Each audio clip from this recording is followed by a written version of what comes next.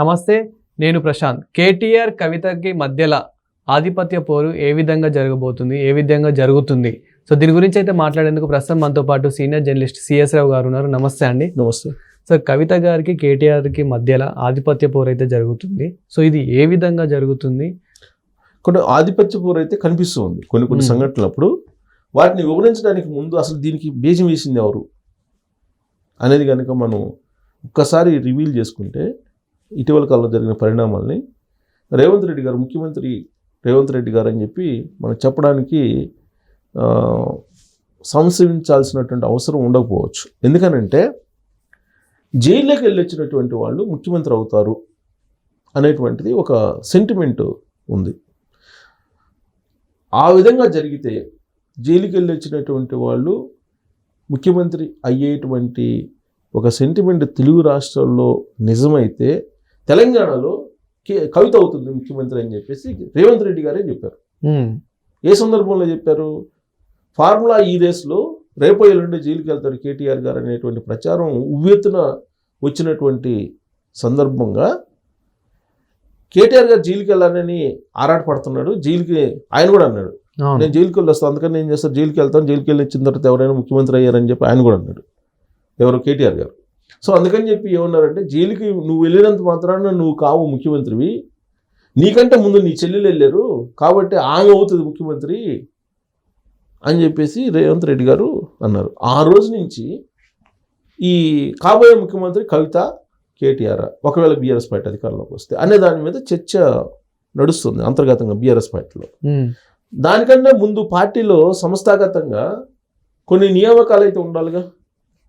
ఆధిపత్య పోరు స్టార్ట్ అయినప్పుడు సంస్థాగతంగా పార్టీలో ఇంటర్నల్గా అయితే పదవుల్ని పెంచుకోవాలి. ఇప్పుడు కవిత ఎమ్మెల్సీ కవిత గారు, ఈయనేమో వర్కింగ్ ప్రెసిడెంట్ బీఆర్ఎస్ పార్టీకి, ఎమ్మెల్యే, రైట్. మరి పార్టీలో సంస్థాగతంగా కవిత గారికి ఎలాంటి పదవి లేదు కదా, కీలకమైనటువంటి పదవి. ఆమె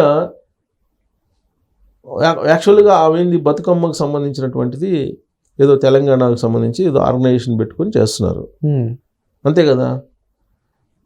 కానీ పార్టీలో సంస్థాగతంగా ఆమెకి పదవి లేదు. పదవి లేకపోయినప్పటికీ బతుకమ్మ అనేటువంటి ఒక ఈవెంట్ని అడ్డం పెట్టుకొని ఈవెంట్ని ఆవిడ ఎలివేట్ చేస్తూ పార్టీలో తనకంటూ ఒక గుర్తింపుని తీసుకొచ్చుకున్నారు ఆవిడ. తర్వాత లిక్కర్ స్కామ్లో నేను చేయలేదని చెప్తున్నారు ఆవిడ. ఈడీ తీసుకెళ్ళి జైల్లో పెట్టింది, జైలు నుంచి బయటకు వచ్చింది. బయటకు వచ్చిన తర్వాత ఆమెకి కేసీఆర్ గారు ఎలివేషన్ ఇస్తారు పార్టీలో అనేటువంటిది ఆ రోజు నుంచి ప్రారంభమైంది. ఎందుకు ప్రారంభమైందంటే, సహజంగా ఏంటంటే జైలుకి వెళ్ళి వచ్చినటువంటి వాళ్ళు ముఖ్యమంత్రులు అవుతారా అని అంటే, మనకు తెలుగు రాష్ట్రాల్లో కనిపిస్తుంది ఏంది, జగన్మోహన్ రెడ్డి గారు జైలుకి వెళ్ళి వచ్చారు, ముఖ్యమంత్రి అయ్యారు. కేసీఆర్ గారు జైలుకి వెళ్ళి వచ్చారు, ముఖ్యమంత్రి అయ్యారు. సరే, ఉద్యమం టైంలో ఆయన ఏదో పెట్టారు, అయ్యారు. రేవంత్ రెడ్డి గారు జైలుకి వెళ్ళారు, ముఖ్యమంత్రి అయ్యారు. పక్కన రాష్ట్రం నుండి జయలలిత గారు ముఖ్యమంత్రి అయ్యారు, ఆవిడ ఇప్పుడు లేరు, పరంపదించారు, ఆవిడ ముఖ్యమంత్రి అయ్యారు. ఇలా ఈ సెంటిమెంట్ని క్రియేట్ చేస్తున్నారు. సో జైలుకి వెళ్ళే వాళ్ళు ముఖ్యమంత్రి అవుతున్నారు అనేటువంటి సెంటిమెంట్ బలంగా ఉంది కాబట్టి తాను కూడా జైలుకి వెళ్ళి వస్తాను, నాను ముఖ్యమంత్రి అవుతానని చెప్పి కేటీఆర్ గారు ఒక సందర్భంలో చేసినటువంటి కామెంట్కి బదులుగా రేవంత్ రెడ్డి గారు ఇలా చెప్పారు. ఒకవేళ అది వస్తే కనుక ఆ సెంటిమెంటే కనుక నిజమైతే కవిత గారు అవుతారు కానీ నువ్వు ఎట్ట అవుతావు అని చెప్పేసి ఒక ప్రశ్న ఆయన వేశారు. సో ఆ రోజు నుంచి ఈ ఆధిపత్య పోరు అనేది స్టార్ట్ అయింది. స్టార్ట్ అయ్యి ఇప్పుడు సంస్థాగతంగా రేపు సిల్వర్ జూబ్లీకి సంబంధించినటువంటి ఉత్సవాలు, ఆవిర్భావ ఉత్సవాలు జరగబోతున్నాయి 27వ తారీఖున వరంగల్లో. ఆ సమావేశంలోపు సంస్థాగతంగా అంటే పార్టీ పరంగా ఒక కీలకమైనటువంటి పదవి కవిత గారికి ఇవ్వాలి అనేటువంటి ఆలోచన ఫామ్ హౌస్లో ఉన్నటువంటి కేసీఆర్ గారు ఆలోచిస్తున్నారు అనేది బీఆర్ఎస్ పార్టీలో అంతర్గతంగా జరుగుతున్నటువంటి చర్చ. ఏంటి ఇస్తే ఏమిస్తారు? కీలకమైన పోస్ట్ అంటే ఆల్రెడీ వర్కింగ్ ప్రెసిడెంట్ కేటీఆర్ గారు ఉన్నారు, ఆయన్ని ప్రెసిడెంట్ చేయరు, ఎందుకంటే ఆల్రెడీ ప్రెసిడెంట్ కేసీఆర్ గారు ఉన్నారు. మరి ఏమిస్తారు అంటే సెక్రటరీ జనరల్ అనేటువంటి ఒక పదవి ఇవ్వబోతున్నారు కవిత గారికి అని చెప్పి వినిపిస్తుంది. సెక్రటరీ జనరల్ అనేది వర్కింగ్ ప్రెసిడెంట్కి ఈక్వల్. అవును, సెక్రటరీ జనరల్ అంటే పార్టీ పరంగా తీసుకున్నటువంటి ప్రతి నిర్ణయం కూడా సెక్రటరీ జనరల్ సంతకం ఉండాలి. కేసీఆర్ గారితో పాటు అధ్యక్షుడు ఈయన సంతకం కూడా ఉండాలి. కేటీఆర్ అవసరం వాస్తవం అయితే సెక్రటరీ జనరల్ అయితే కనుక. అంటే కేటీఆర్ గారి కన్నా కూడా కవిత గారికి సంస్థాగతంగా ఒక పవర్ఫుల్ పోస్టు కేసీఆర్ గారు ఇవ్వబోతున్నారు. ఇది ఫామ్ హౌస్లో డిజైన్ అయ్యింది అని చెప్పి బీఆర్ఎస్ పార్టీలో ఒకటి జరుగుతుంది.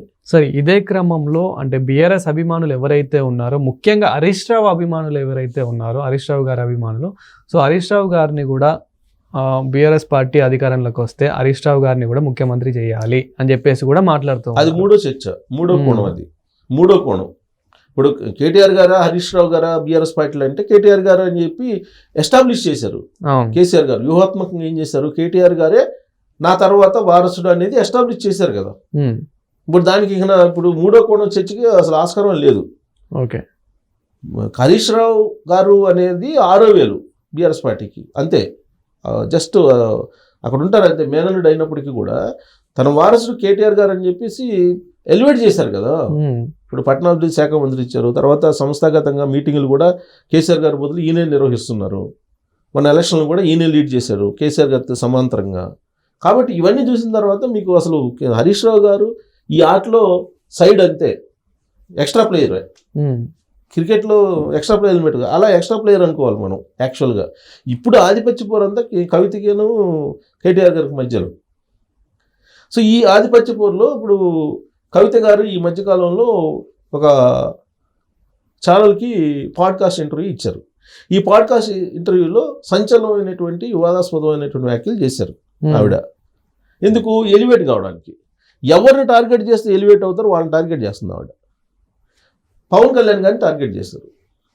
Non serious politician Pawan Kalyan గారు డిప్యూటీ సీఎంగా ఆంధ్రప్రదేశ్కు ఉన్నారు అని. ఎందుకన్నారు అన్నమాట? కేవలం ఎలివేషన్ కోసం. కేటీఆర్ గారు నిద్రలేసి రేవంత్ రెడ్డి గారిని బదనాం చేసేటువంటి కార్యక్రమం ఆయన చేస్తున్నాడు. ఎలివేట్ కావడానికి, ఇదంతా పొలిటికల్గా ఎలివేట్ కావడానికి, పొలిటికల్గా ప్రజలను తన వైపు తిప్పుకోవడానికి చేసేటువంటి ప్రయత్నాలు ఇవన్నీ. సో దీంట్లో భాగంగా వ్యూహాత్మకంగా కవిత గారికి బూస్టప్ ఇస్తున్నారు రేవంత్ రెడ్డి గారు. ఎలా ఇస్తున్నారు బూస్టప్ అని అంటే ధరణి పోర్టల్ తీసుకొస్తున్నారు సీన్లోకి. ఇప్పుడు ఎందుకు తీసుకొస్తున్నారు ఈ ధరణి పోర్టల్ని? హైదరాబాద్ సెంట్రల్ యూనివర్సిటీకి సంబంధించిన భూములు 400 ఎకరాలు ఉన్నాయి కదా. ఈ 400 ఎకరాల్లో రేవంత్ రెడ్డి గారు ఏదో ఒక 10,000 కోట్ల రూపాయలు తీసుకొచ్చి ఆయన ఫ్రాడ్కి పాల్పడ్డాడు అనేది ఈ మధ్యకాలంలో ఆయన చేసినటువంటి ఒక తీవ్రమైనటువంటి ఆరోపణ. దుమారు రేపారు ఆయన.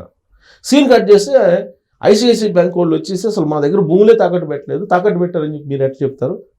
మేము బాండ్స్ని విక్రయించాలని తప్పితే, బాండ్స్ని విక్రయిస్తున్నాం తప్పితే మేము తాకట్టు పెట్టుకోలేదు భూములు అని చెప్పి అఫీషియల్గా వాళ్ళే చెప్పారు. ఆయన చెప్పింది ఏంది? ప్రెస్ మీట్లో రేవంత్ రెడ్డి గారు తీసుకెళ్లి ఆ 400 ఎకరాలు బ్యాంకులో తాకట్టు పెట్టేసి 10,000 కోట్లు తీసేసుకున్నాడు అని చెప్పి ఆయన చెప్పారు. మరి బ్యాంక్ వాళ్ళే మాకు మేము పెట్టుకోలేదు అన్నప్పుడు మరి కేటీఆర్ గారు బ్లేమ్ చేసినట్టే కదా తెలంగాణ సమాజాన్ని, లేదంటే ఈ బీఆర్ఎస్ పార్టీ వాళ్ళని, లేదంటే జనానందరినీ కూడా బ్లేమ్ చేసినట్టే కదా. అఫీషియల్గా చెప్పింది కదా ఐసిఐసిఐ బ్యాంక్ ముందుకు వచ్చి. ఇదంతా ఎందుకు జరుగుతుందని అంటే కేవలం ఎలివేషన్, ఆధిపత్య పోరు. కవిత గారు ఒక ఎలివేషన్ వస్తుంటే ఈయన ఇంకొక ఎలివేషన్ వస్తున్నారు. వీళ్ళిద్దరు ఆధిపత్య పోరులో రేవంత్ రెడ్డి గారు ఏంటి వ్యూహాత్మకంగా కవితని గారిని బూస్టప్ ఇచ్చేటువంటి ప్రయత్నం చేస్తున్నారు. దాంట్లో భాగంగా ఆల్రెడీ ఒకవేళ జైలుకి వెళ్ళి వచ్చిన వాళ్ళు అయితే కనుక ఆవిడవుతుంది అనేది ఒక సెంటిమెంట్, దాని విషయం చెప్పారు. ఇప్పుడేంటి ధరణి పోర్టల్ని సీన్లో తీసుకొచ్చారు. ధరణి పోర్టల్ సీన్లో తీసుకొచ్చి ఇప్పుడు ఏం చేస్తున్నారు? ఇప్పుడు మీరు 400 ఎకరాలు తాకట్టు పెట్టారని నా మీద ఆరోపణలు చేస్తున్నారు కదా.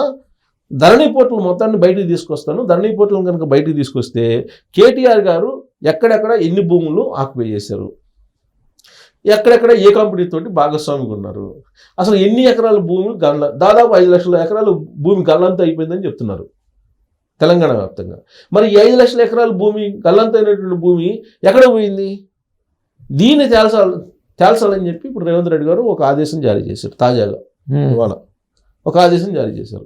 ధరణి పోర్టల్ని సరిచేస్తేనే మళ్ళీ భూమి అనేటువంటిది వీళ్ళు పెట్టి భూభారతి అనేటువంటిది కాంగ్రెస్ పార్టీది వర్కౌట్ కాదు. కాబట్టి ధరణిని ముందు ప్రక్షాళన చేయాలంటున్నారు. ధరణిని ప్రక్షాళన చేసే కార్యక్రమం స్టార్ట్ చేస్తే మొత్తం భూముల వ్యవహారాలు మొత్తం కేటీఆర్ గారి చుట్టూ మెడకేని చుట్టుకునేటువంటి అవకాశం ఉంది.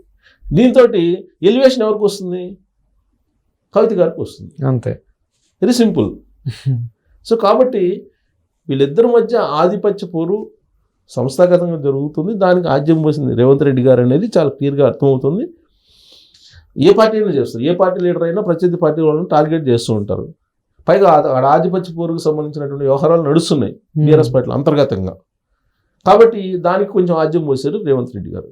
సో రాబోయేటువంటి రోజులు మనం ఈ ఆవిర్భావ దినోత్సవంలో చూడొచ్చు వీళ్ళిద్దరి మధ్య ఆధిపత్య పోరు ఏ విధంగా కొనసాగుతుంది, కేసీఆర్ గారు ఎటువైపు మొగ్గు చూపుతారు అనేది. కేసీఆర్ గారు బిడ్డ అంటే చాలా ప్రేమ అని చెప్పి అంటున్నారు, ప్రేమ అభిమానం చాలా ఉంటుంది బిడ్డ అంటే అని చెప్పి చెప్తున్నారు మరి చాలామంది. మరి పైగా ఆవిడ తిహార్ జైలుకి వెళ్ళి వచ్చిన తర్వాత ఇంకా ప్రేమ పెరిగింది, ఆమె మీద అభిమానం పెరిగిందని చెప్పి అంటున్నారు.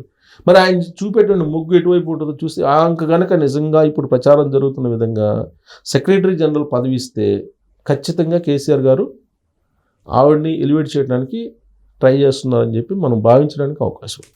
Thank you sir.